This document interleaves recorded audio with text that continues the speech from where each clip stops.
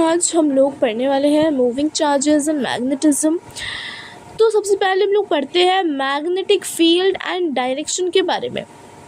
यहाँ पर लिखा हुआ है कि whenever a magnetic needle is placed near current carrying wire exerts force on needle due to which needle orientation changes।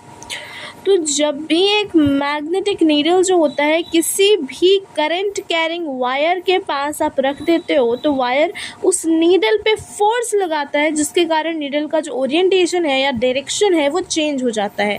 That region is called magnetic field, जिसको हम लोग बी वेक्टर से डिनोट करते हैं, ठीक है, capital B and vector sign. Okay, so basically वो जो रीजन है जिसमें जो आपका नीडल है वो चेंज करेगा अपने डायरेक्शन को, वो जो पूरा का पूरा रीजन रहेगा, क्योंकि एक रीजन के बाहर वो नहीं करेगा, तो उस रीजन को मैग्नेटिक फील्ड हम लोग कहते हैं। अब आता है बायट-सैवर्ट्स लॉ एंड करंट एलिमेंट। तो बायट-सैवर्ट्स लॉ और करंट एलिमेंट क्या होता है, इसमें सबसे पहले हम लोग करंट एलिमेंट के बारे में पढ़ने वाले हैं। तो basically product of current in a wire with small length. Current element का मतलब होते हैं कि जो करंट जो एक वायर में चल रहा है उसको एक स्मॉल लेंथ के साथ आप मल्टीप्लाई करते हो तो करंट एलिमेंट मिलता है, मतलब कि एक यूनिट लेंथ के अंदर कितना करंट जा रहा है। You know it's like I dl, I into dl, okay, and dl is that small length and I is that current. So basically it's like yeah it is it। तो vector quantity है, ये current element बोलते हैं इसको, ये एक नया quantity है और ये एक वेक्टर क्वांटिटी है। डायरेक्शन सेम एज करंट, इसमें इसका जो डायरेक्शन होता है करंट एलिमेंट का वो जो करंट का डायरेक्शन होता है उससे सेम होता है, ठीक है। अब यहाँ पर एक डायग्राम बना हुआ है जिसमें दिखाया जा रहा है कि अगर एक आपको पर्टिकुलर आर डिस्टेंस पे एक रीजन है, आपको वहाँ पर उस पॉइंट पर आर डिस्टेंस पर एक पॉइंट है, वहाँ पर आपको मैग्नेटिक फील्ड अगर वहाँ का आपको बताना है, ठीक है, और एक वायर है जिसके अंदर डी एल लेंथ का वायर है जिसके अंदर आई करंट जा रहा है और एंगल थीटा पर ओरिएंटेड है और आर डिस्टेंस के पॉइंट पर आपको बताना है, तो उसका जो फॉर्मूला होता है वो ये है कि डी बी जो है it is equal to, basically it is equal to magnitude का बात हो रहा है, U naught I D L sine theta upon में 4 pi R square, U naught I D L sine theta 4 pi R square. यहाँ पर जो D B है small magnetic field due to small element है, और जो यू नॉट है वो मैग्नेटिक परमिएबिलिटी है, जैसे कि एप्सिलॉन नॉट होता है वैसे यहाँ पर यू नॉट है, यू नॉट अपॉन में 4 पाई, यू नॉट अपॉन में 4 पाई का जो वैल्यू होता है वो होता है 10 raise to the power -7। Okay, हम लोग बात करते हैं कि डी बी जो वेक्टर क्वांटिटी है उसको वेक्टर फॉर्म में कैसे लिखेंगे। वेक्टर फॉर्म में आप लिखोगे D B vector is equal to you naught I into में D L vector cross R vector upon 4 pi R cube. Okay, उसके बाद हम लोग आते हैं एप्लीकेशंस पर। एप्लीकेशन ये है कि फर्स्ट एप्लीकेशन ये है कि सपोज़ आपका करंट है वो एक सीधे वायर पे जा रहा है और वो सीधे सीधे ही पॉइंट पर आपको बताना है कि कहाँ मैग्नेटिक फील्ड कितना होगा। तो यहाँ पर क्योंकि थीटा 0 है तो बी भी 0 होगा, मतलब कि मैग्नेटिक फील्ड भी 0 होगा, क्योंकि हमारा फॉर्मूला क्या था बेटा कि D B is equal to you naught I D L sine theta 4 pi R square upon 4 pi R square. तो आपको समझ में आ रहा होगा कि यहाँ पर साइन थीटा मतलब sine 0 degree 0, so B is also equal to 0। अब सेकेंड में अगर करंट मान लो दूसरे डायरेक्शन में जा रहा है पर आपको उसको अपोजिट डायरेक्शन में निकालना है, मतलब स्ट्रेट लाइन में आपको निकालना है मैग्नेटिक फील्ड एक पॉइंट पे, तो उसमें भी मैग्नेटिक फील्ड 0 आएगा, क्योंकि इस केस में आपका जो थीटा है वो 180 डिग्री का होगा। इसीलिए there is no magnetic field in the line of current, ठीक है। जो करंट का जो लाइन होता है, जहाँ पे करंट पास कर रहा होता है, वहाँ पर कोई मैग्नेटिक फील्ड नहीं होता है, उससे दूर किसी डिस्टेंस पे मैग्नेटिक फील्ड होता है, ठीक है। अच्छा,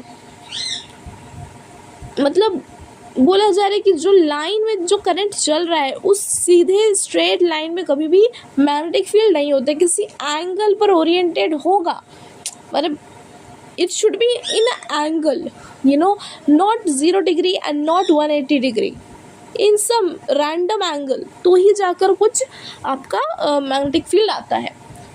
अब देखो यहाँ पर बोला है थर्ड जिसका एप्लीकेशन है वो ये है कि suppose for example current carrying wire जा रहा है, उसके परपेंडिकुलर डिस्टेंस पर एक आर डिस्टेंस पर परपेंडिकुलरली एक पॉइंट है जहाँ पर आपको मैग्नेटिक फील्ड निकालना है।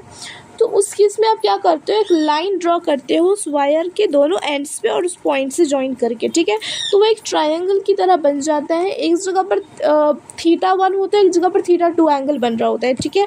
इन दिस केस जो मेरा मैग्नेटिक फील्ड का फॉर्मूला बनता है वो ये है U0I इंटू में sin θ1 प्लस sin θ2 अपॉन में 4πr, U0I इंटू में sin θ1 प्लस sin θ2 अपॉन में 4πr। Remember this, if there is infinite wire, अगर इन्फिनाइट वायर हो जाता है तो वहाँ पर θ1 और θ2 दोनों ही 90 डिग्री के बराबर हो जाते हैं, जिसके कारण बी वायर का जो फॉर्मूला बनता है, मतलब मैग्नेटिक फील्ड का जो फॉर्मूला बनता है वो होता है U0I अपॉन में 2πr, U0I अपॉन में 2πr, और इसका डायरेक्शन बनता है प्लस के क्या। अगर मान लो सेमी इन्फिनाइट वायर बनता है तो एक डायरेक्शन, मतलब θ1 तो 90 डिग्री हो जाता है बट θ2 जो होता है वो 0 डिग्री रहता है। इस केस में क्या होता है कि बी वायर का फॉर्मूला बनता है U0I अपॉन में 4πr, और इसका डायरेक्शन, मैग्नेटिक फील्ड का डायरेक्शन होता है माइनस के कैप। अब फोर्थ एप्लीकेशन इसका ये है कि फॉर एग्जांपल एक सर्कुलर वायर है और उसके नीचे में आपको निकालना है मैग्नेटिक फील्ड, या एक सर्टेन डिस्टेंस पे आपको मैग्नेटिक फील्ड निकालना है। तो वो सर्कुलर वायर जो रहेगा, आप जब उसे लाइंस ड्रॉ करोगे एंड्स से, तो वो कुछ एक सर्कुलर लूप टाइप का बन जाएगा। उस केस में और जिसका रेडियस रहेगा r, और वो एक θ डिग्री बना रहा होगा दोनों लाइंस ज्वाइन करके, तो B wire in this case जो मैग्नेटिक फील्ड बनेगा वो ये होगा U0I अपॉन में 2r इंटू में θ अपॉन में 360 डिग्री, ओके।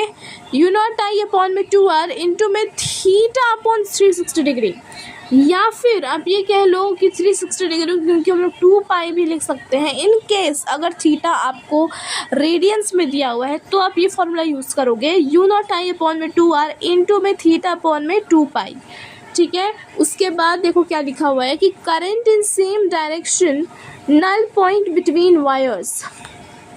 अगर करंट जो है सेम डायरेक्शन में जा रहा है, ठीक है, तो नल पॉइंट जो होता है वो वायर के बीच में मिलता है, ठीक है। लाइक चार्जेस नल बिटवीन चार्जेस,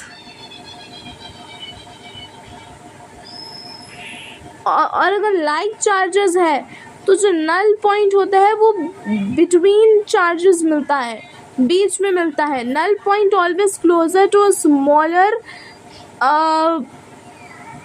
आई या फिर स्मॉलर करंट, ठीक है। आपको ये बात समझ में आ रहा होगा। अब देखो यहाँ पर बोल रहा है कि डिस्टेंस, जैसे नल पॉइंट का डिस्टेंस निकाला जाता है, तो अगर लाइक चार्जेस है तो डिस्टेंस होगा, स्मॉलर चार्ज से डिस्टेंस निकाला जाता है तो वो होगा d अपॉन में n+1, और अगर अनलाइक चार्जेस है तो जो नल पॉइंट होता है वो बाहर होता है उस लाइन से, आउटसाइड वायर होगा, और स्मॉलर करंट के ही पास में होगा, तो उसका फॉर्मूला बन जाता है d अपॉन में n-1, ठीक है। आपको समझ में आ रहा हो यहाँ पे n क्या है? n कुछ नहीं है, बस एक चार्ज मान लो I है, एक करंट I है, तो दूसरा करंट NI है, तो वही n है, समझे। अच्छा, अब बी वर्सेस आर का जो ग्राफ होता है कि मैग्नेटिक फील्ड डिस्टेंस के हिसाब से कैसे चेंज होता है, उसका ग्राफ आप खुद से कॉपी से देख लेना, ओके।